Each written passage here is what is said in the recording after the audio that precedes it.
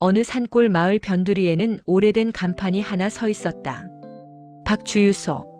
30년 가까이 자리를 지켜온 작은 주유소였다.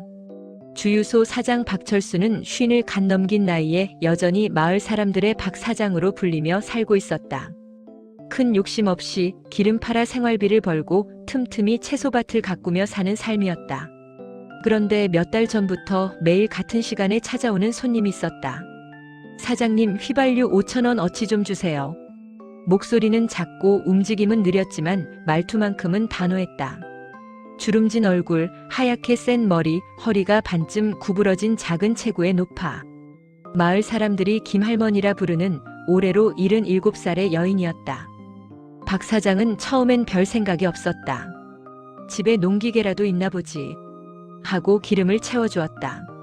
그러나 이상한 건 할머니가 타고 다니는 차도 트랙터도 심지어 오토바이도 없다는 점이었다. 할머니, 이거 어디다 쓰시려고 매일 이렇게 조금씩 사가세요? 호기심에 물어봤지만 돌아온 대답은 늘 같았다. 집안일에 좀 필요해서 그래요. 할머니는 자세한 설명을 하지 않았다. 웃음인지 쓴웃음인지 모를 표정만 지은 채 손수레에 기름통을 싣고 천천히 사라졌다. 하루 이틀도 아니고 한 달, 두 달 그리고 석 달째. 할머니는 단 하루도 빠짐없이 같은 시간, 같은 양의 휘발유를 사갔다. 박 사장은 점점 불안해졌다. 휘발유는 농사에 쓰기보다는 대개 차량 연료로 쓰인다. 그런데 할머니는 그런 게 없었다. 게다가 요즘 뉴스만 틀면 방화 사건, 기름을 이용한 범죄 이야기가 심심찮게 들려왔다. 설마 불을 내려는 건 아니겠지? 머릿속이 복잡해졌다. 마침내 어느 날 박 사장은 용기를 내어 경찰서에 전화를 걸었다. 저기 이상한 일이 있어 신고 좀 하려고 합니다. 며칠 뒤 경찰 2명이 마을에 들어왔다. 순찰차를 몰고 온 형사들은 박 사장의 이야기를 듣더니 서로 얼굴을 마주했다. 매일 휘발유 5,000원 어치 양이 적진 않은데 노인이면 더 수상하지. 어디에 쓰는 건지 확인은 해봐야지. 경찰은 잠복 조사를 시작했다. 할머니가 주유소에 와서 휘발유를 사가면 멀찍이 뒤따라가 그의 집 근처까지 지켜보았다. 그러나 할머니는 그저 집으로 들어갈 뿐 밖에서 무언가를 하거나 기름을 다른 곳에 옮기는 모습은 보이지 않았다. 박 사장은 더 혼란스러워졌다. 밤마다 주유소 카운터에 앉아 손님이 끊긴 어두운 도로를 바라보며 중얼거렸다. 내가 괜히 신고한 건가 아니면 정말 뭔가 숨기고 있는 건가. 그 무렵 마을 사람들 사이에서도 소문이 돌기 시작했다. 김할머니 매일 기름 사간다더라. 차도 없는 양반이? 그럼 뭐에 쓰는데? 혹시 불이라도 내려고 그러는 거 아냐? 사람들의 눈빛이 변했다. 원래부터 고독하게 살던 김할머니는 점점 더 고립되었다. 가게에서도 길거리에서도 사람들은 그를 피하는 눈치였다. 박 사장은 마음이 무거웠다. 내가 신고해서 일이 커진 건 아닐까? 하지만 나 혼자 덮어뒀다가 사고라도 나면? 경찰도 쉽게 결론을 내리지 못했다. 주거지 수색은 법적 근거가 필요했다. 단순히 휘발유를 매일 산다는 이유로는 강제로 조사할 수 없었다. 그러던 어느 날 경찰이 주유소를 찾아와 말했다. 박 사장님, 이건 오래 끌 일은 아닌 것 같습니다. 우리도 법적으로 한계가 있어요. 혹시 사장님이 직접 더 살펴볼 수 있겠습니까? 순간 박 사장은 망설였다. 내가 괜히 따라갔다가 무슨 꼴을 당하려고 하지만 이대로 두면 평생 마음이 편치 않겠지. 결국 그는 마음을 굳혔다. 직접 확인하러 가야 한다. 겨울로 접어드는 11월 어느 저녁 해가 일찍 져버린 뒤였다. 주유소에서 하루 장사를 마치고 박 사장은 외투를 챙겨 입었다. 마음은 무겁고 발걸음은 더뎠지만 결심은 확고했다. 오늘은 끝을 보자. 할머니가 언제나처럼 손수레에 휘발유통을 싣고 떠난 지 10분쯤 지났을 때 박 사장은 멀찍이 뒤따랐다. 발자국 소리조차 들키지 않으려 숨을 죽였다. 마을 어귀를 지나 좁은 산길로 접어들자 달빛에 비친 할머니의 그림자가 길게 늘어졌다. 박 사장은 처음 알았다. 할머니가 이렇게 먼 길을 매일같이 걸어간다는 사실을. 허리가 저렇게 굽은데 대체 왜? 숨이 차올랐을 즈음 허름한 집 한 채가 나타났다. 낡은 초가집과 시멘트 블록을 대충 이어 붙인 듯한 집. 창문은 닫혀 있었고 불빛 한 줄기 새어나오지 않았다. 그런데 집 뒤편에서 콰르릉 하는 소리가 들렸다. 기계가 돌아가는 소리였다. 박 사장은 긴장한 채 몰래 다가갔다. 그곳에는 녹슨 작은 발전기와 오래된 화덕, 그리고 기름때가 잔뜩 묻은 난로가 놓여 있었다. 김 할머니는 조심스럽게 휘발유를 발전기에 붓고 성냥을 켜서 난로에 불을 붙였다. 불꽃이 일자 할머니의 얼굴이 붉게 물들었다. 그 순간 박 사장은 숨이 막히듯 서 있었다. 이게 뭐야? 그는 이제야 모든 걸 이해했다. 김 할머니는 전기도 가스도 끊긴 집에서 홀로 살고 있었다. 휘발유는 난방과 요리 그리고 어둠 속 작은 불빛을 위한 유일한 희망이었다.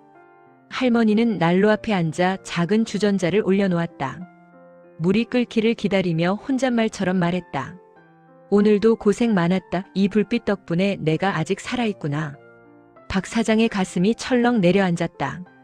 그때 할머니가 뒤를 돌아보았다. 어둠 속에 서 있는 박 사장을 발견한 것이다. 사장님이 여기 웬일이세요? 놀라기보다 오히려 담담한 눈빛이었다. 박 사장은 얼굴이 화끈 달아올랐다. 저 사실은 할머니가 매일 기름 사가시는 게 이상해서 제가 의심을 했습니다. 경찰에도 말씀드렸고 오늘은 직접 따라와 봤습니다. 죄송합니다. 할머니는 한참을 가만히 바라보다가 이내 허허 웃었다. 사람들 눈엔 이상하게 보일 만하지요. 나도 알아요. 그녀는 난로에 손을 대며 천천히 말했다. 자식도 없고 친척도 없고 오래전부터 혼자였어요. 전기는 끊긴 지 10년이 다 됐고 가스도 안 들어오지. 그런데 이 불빛 하나 있으면 사람이 사는 것 같거든요. 이거라도 없으면 그냥 어둠에 삼켜지는 것 같아서. 박 사장은 아무 말도 할 수 없었다. 겨울 바람이 매섭게 불어왔지만 오히려 가슴속은 뜨겁게 데워지는 듯 했다. 다음 날 아침 박 사장은 경찰서를 찾아갔다. 밤새 잠을 이루지 못해 눈밑이 시커멓게 내려앉아 있었다. 어제 제가 직접 보고 왔습니다. 할머니가 휘발유를 사가는 이유 단순히 생활을 위한 거였습니다. 경찰은 놀라 눈을 크게 떴다. 생활이요? 그게 무슨 뜻입니까? 박 사장은 진실을 설명했다. 전기와 가스가 끊긴 집, 낡은 발전기와 난로, 그리고 그 앞에 앉아있던 할머니의 쓸쓸한 모습까지. 순간 경찰관들의 표정도 무거워졌다. 며칠 뒤 이 이야기는 마을 사람들에게도 알려졌다. 아이고, 우리가 괜한 소문만 퍼뜨렸구먼. 불쌍한 노인네였네. 기름이 아니라 전기가 필요했던 거잖아. 사람들의 시선은 순식간에 변했다. 불신과 두려움은 사라지고 미안함과 연민이 남았다. 박 사장은 마음을 굳혔다. 마을 회관에 사람들을 모아 말했다. 우리 모두가 할머니를 몰라줬습니다. 누군가는 관심을 가졌어야 했는데 오히려 의심만 했지요. 이젠 다 같이 도와야 할 때입니다. 처음엔 주저하던 사람들도 점점 고개를 끄덕였다. 맞아. 우리 마을에서 이런 분이 고생하시면 안 되지. 뭐라도 방법을 찾아보세. 결국 박 사장은 지자체에 연락해 사정을 알렸다. 담당 공무원은 현장을 직접 확인한 뒤 긴급 지원을 약속했다. 할머니 댁에 태양광 발전기를 설치하고 전기 연결도 복구해드리겠습니다. 몇 주 뒤 할머니 집에 드디어 불빛이 들어왔다.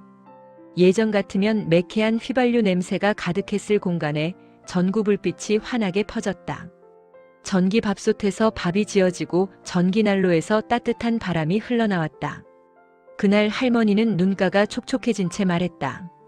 이렇게 환한 집은 정말 오랜만이구먼. 이제 다시는 어둠 속에 앉아있지 않아도 되겠네. 박 사장은 그 곁에서 미소 지었다. 마음 한구석이 뭉클해지며 자신이 처음에 품었던 의심이 얼마나 부끄러운지 새삼 깨달았다. 겨울이 지나고 봄이 찾아왔다. 주유소의 일상은 여전히 비슷했지만 무언가 달라진 것이 있었다. 매일같이 오던 김 할머니의 발걸음이 더 이상 보이지 않는다는 사실이었다. 어느 날 저녁 박 사장은 혼잣말로 중얼거렸다. 이제 매일 오시던 기척이 없으니 괜히 허전하네. 창밖 산자락 너머 어둠 속에 반짝이는 불빛이 눈에 들어왔다. 할머니 집이었다. 창문 너머 환한 전등불 아래에서 김할머니가 창가에 앉아 있었다. 따뜻한 전기난로 옆에서 뜨개질을 하던 그녀는 문득 고개를 들어 창밖을 바라봤다. 그리고 박 사장이 지켜보고 있다는 걸 알기라도 하듯 천천히 손을 흔들었다. 박 사장은 가만히 웃으며 손을 들어 답했다. 가슴 속에서 뜨거운 무언가가 차올랐다. 의심은 사람을 멀어지게 만들지만 관심은 누군가를 살릴 수 있구나. 그는 마음속으로 다짐했다. 앞으로는 이웃을 의심하기 전에 먼저 살펴보고 도와야겠다고. 그날 밤 주유소 간판 불빛이 켜지고 멀리서 할머니 집의 전등이 환하게 빛났다. 마을은 예전보다 더 따뜻해져 있었다.